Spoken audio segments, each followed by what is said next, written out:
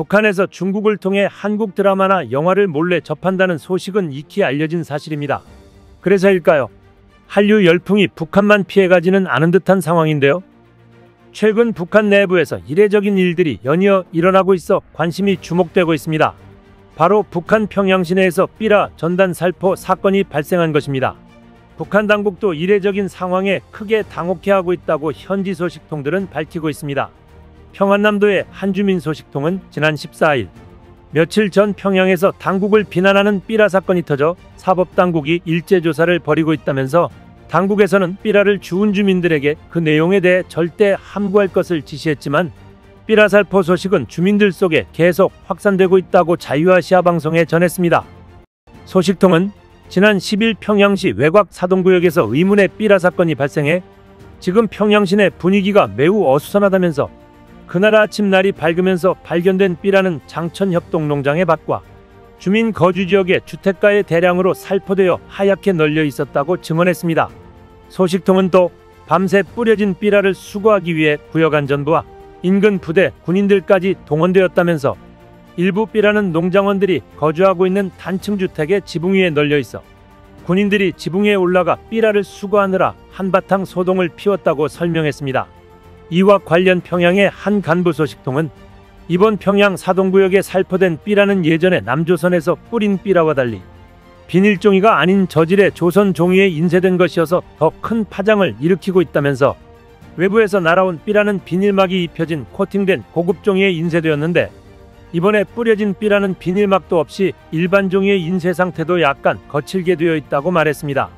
소식통은 보안부, 보위부 등 사법당국이 총동원되어 삐라의 출처를 캐기 위해 집중조사를 벌이고 있다면서 삐라의 내용은 김정은 시대는 끝났다. 김정은을 위해 일하지 말고 자기 자신을 위해 살자. 우리나라는 개방해야 잘 살 수 있다. 김여정은 악종 등 매우 예민하고 체제를 위협하는 구호들이 줄을 이루고 있다고 지적했습니다. 소식통은 이어서 과거 공공장소나 사람이 드문 건물벽에 최고존엄과 체제를 비판하는 낙서 사건은 종종 발생했으나 대규모로 반동적인 삐라가 살포되는 것은 아주 이례적인 사건이라면서 요즘 당국에서 전국의 인쇄시설에 대한 집중 검열을 실시하고 있는데 이번 삐라 사건과 연관이 있는지 나름대로 알아보고 있다고 설명했습니다.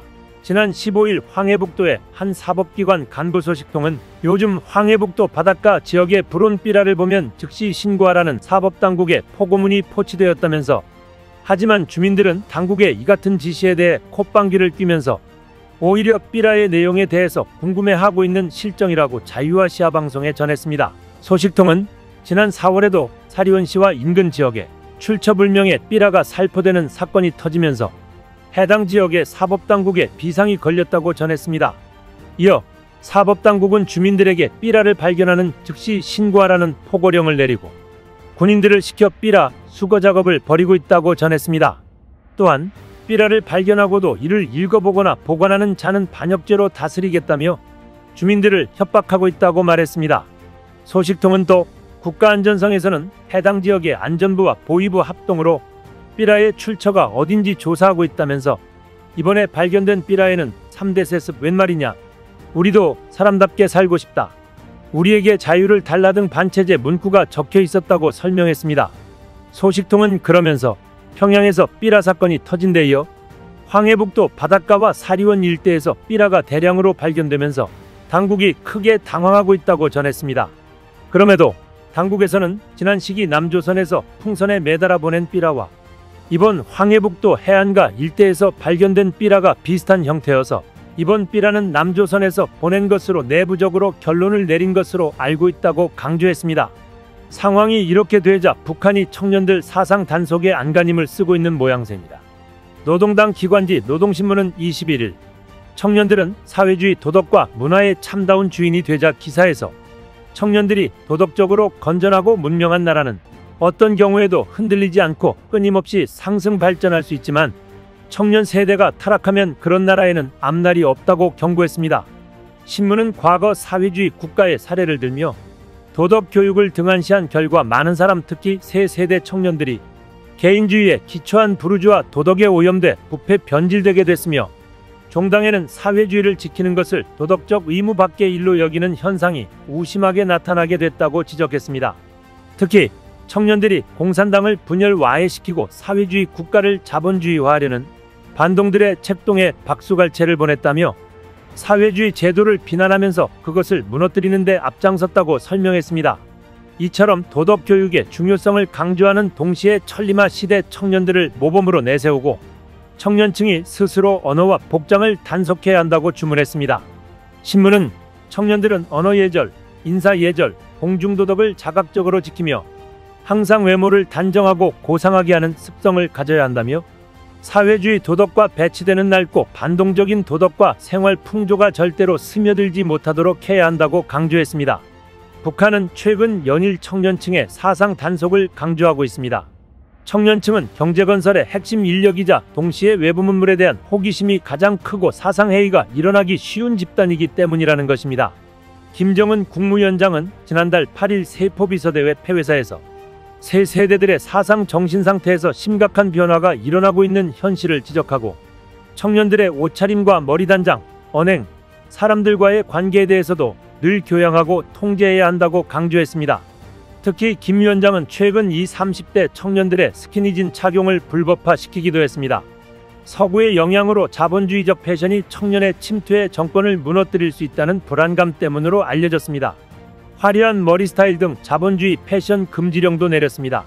그러면서 우리 스스로 역사와 생활 방식을 지키지 않을 경우 국방력에 관계없이 국가가 취약해져 결국 무너질 수 있다는 교훈을 준다고 전했습니다.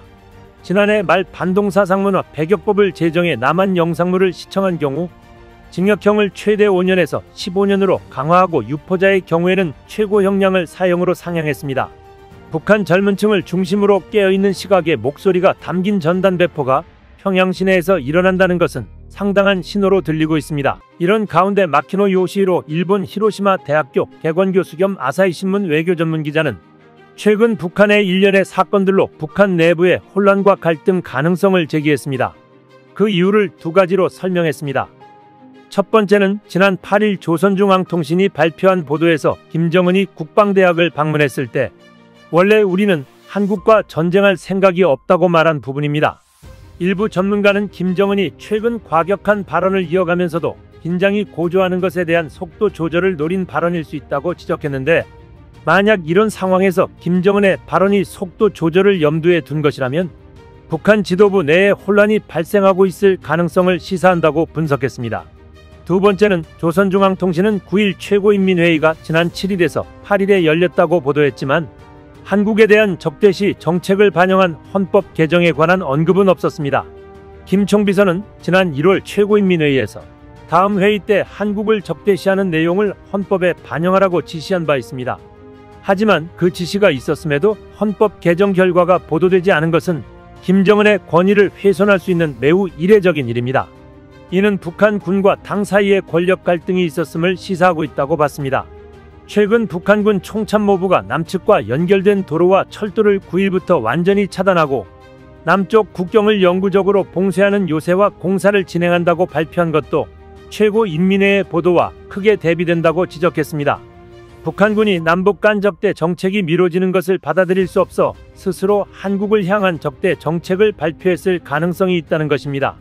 과거에도 북한 군과 당 사이에 갈등이 있었던 사례가 있었습니다. 대표적인 예로 김정일 시대의 개성공단 설치를 둘러싸고 군과 정부 간의 대립이 있었고 당시 박봉주 총리가 2007년 무연탄을 외화벌이가 아닌 국내 에너지 용도로 사용하자고 제안했다가 교체된 적도 있었습니다. 때문에 이번 헌법 개정이 지연된 것은 북한 군과 당 사이에 권력 갈등이 있음을 보여주고 있다는 주장입니다. 조선중앙통신을 비롯한 북한 관영 매체에서 모순된 보도가 나오고 있어 계속 이를 주시해야 할 것으로 보입니다.